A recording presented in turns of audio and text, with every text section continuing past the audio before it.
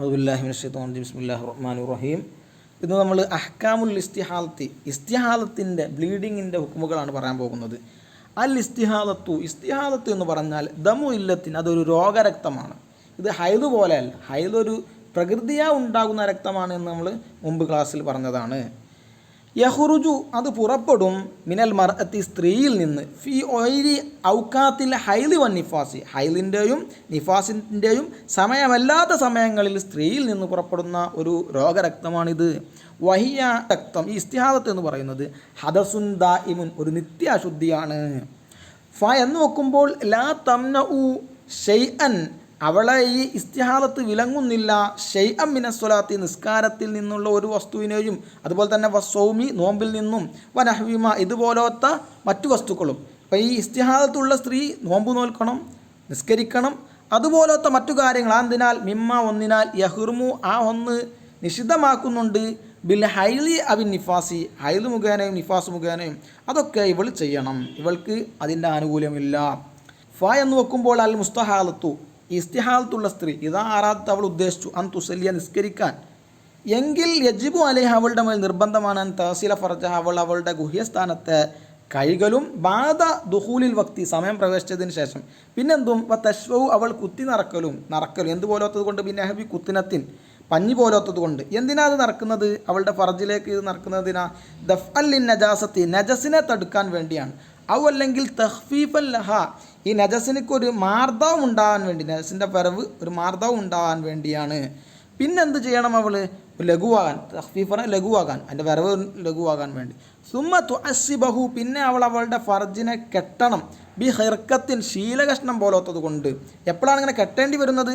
ഇല്ലം യക്ഫി, അവൾക്ക് മതിയായിട്ടില്ലെങ്കിൽ, അൽ ഹഷ്ഫു, അവളുടെ ഈ ഫർജിലേക്കുള്ള ഈ പഞ്ഞി പോലത്തതിന് കുത്തി നടക്കണം എന്ന് പറഞ്ഞല്ലോ, അത് മതിയായിട്ടില്ല എങ്കിൽ അത് നന്നായി, അവളുടെ ഫർജിനെ നന്നായി കെട്ടുകയും വേണം.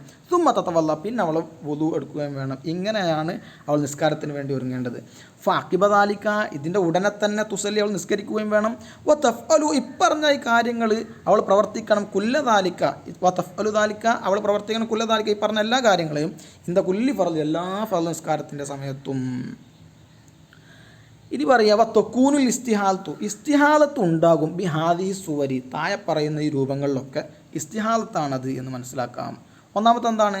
ഹുറൂജുദ്ദമി, രക്തം പുറപ്പെടുന്നു, കബല തിസ്ഇ സിനീന, 9 വയസ്സിന് മുമ്പ്, ബി സിത്തത്താശറ യോമിൻ, ഇനി ആ 9 വയസ്സിലേക്ക് 10 ദിവസമുണ്ട്.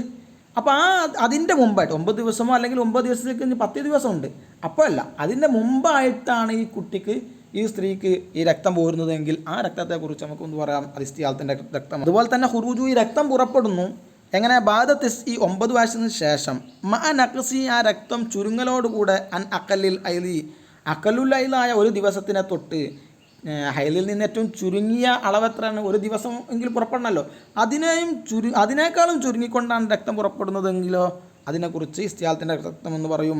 മൂന്നാമത്തത് സിയാദത്തുഹു, ആ രക്തം അധികരിക്കലാണ്, അല അക്സറുൽ ഹൈലായ, ഹൈലിൻ്റെ മാക്സിമം പരിധിയായ 15 ദിവസമാണല്ലോ, അതിനേക്കാൾ അധികരിച്ചാൽ ആ രക്തത്തെക്കുറിച്ച് നമുക്ക് പറയാം ഇസ്തിഹാലത്തിൻ്റെ രക്തമാണെന്ന്. 4 ഹുറൂജു, ഈ രക്തം പുറപ്പെടുന്നു, കബല തമാമി അക്കല്ലുത്തുഹുർ എന്ന 15 ദിവസമാണ് ശുദ്ധിയിൽ നിന്ന് ഏറ്റവും ചുരുങ്ങിയ കാലയളവ്. അപ്പോൾ അതിൻ്റെ മുമ്പ് പുറപ്പെടുന്ന രക്തവും ഇസ്തിഹാലത്തിൻ്റെ രക്തമാണ്. അഞ്ചാമത്തത് ഹുറൂജു, ഈ രക്തം പുറപ്പെടലാണ്, മഅത്തൊൽക്കി, പ്രസവവേദനയോടുകൂടെ. പക്ഷെ ഒരു കണ്ടീഷൻ ഉണ്ട്, വലം യത്തസിൽ, ഈ രക്തം ചേർന്നിട്ടില്ല, ബി ഹൈലിൻ കബ്ലഹു, ഈ സ്ത്രീക്ക് ഇതിനു മുമ്പ് ഈ പ്രസവവേദനയ്ക്ക് ഉണ്ടാകുന്നതിന് മുമ്പുള്ള ഹൈലുമായി ചേർന്ന് വന്ന രക്തമല്ല. അങ്ങനല്ലെങ്കിൽ ഈ രക്തത്തെക്കുറിച്ച് ഇസ്തിഹാലത്തിൻ്റെ രക്തം എന്ന് പറയും. അതിൻ്റെ മുമ്പ് ചേർന്ന് വന്ന രക്തത്തിൻ്റെ ബാക്കിയാണെങ്കിലോ ഇത് ഹൈലിൻ്റെ രക്തം തന്നെയാണ്. ലാസ്റ്റത്തത് 6-ാമത്തത് സിയാദത്തു, ഈ രക്തം അധികരിക്കലാണ്, അൻ അക്സറിൻ നിഫാസി, നിഫാസിൻ്റെ കണക്കായിട്ടുള്ള 60 ദിവസത്തേക്കാൾ അധികരിച്ചു വരുന്ന രക്തവും ഇസ്തിഹാലത്തിൻ്റെ രക്തമാണ്. ഇനി മുസ്തഹാലത്തിൻ്റെ ഇനങ്ങളാണ് നമുക്ക് അടുത്ത ക്ലാസ്സിൽ പറയാനുള്ളത്. ഇന്ന് നമുക്ക് നിർത്താം. വസല്ലല്ലാഹു അലാ ഖൈറിൽ കസീന നബിയിൽ ഉമ്മി വഅലാ അലിഹി വസല്ലം. അസ്സലാമു അലൈക്കും.